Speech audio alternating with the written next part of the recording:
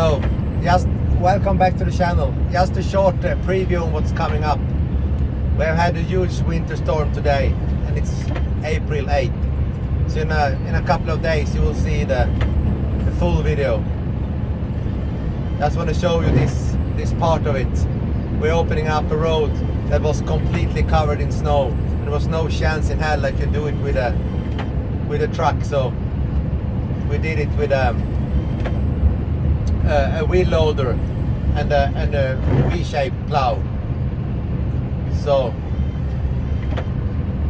he opened up the lane for me just so I can drive, and now I'm going and widen it.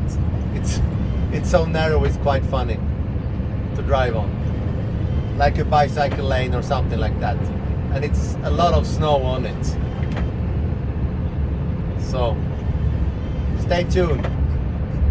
Within a couple of days you will see me drive on in the worst conditions so far, with total whiteout. This is just a bonus of it, driving when the weather is good again. See you in a couple of days.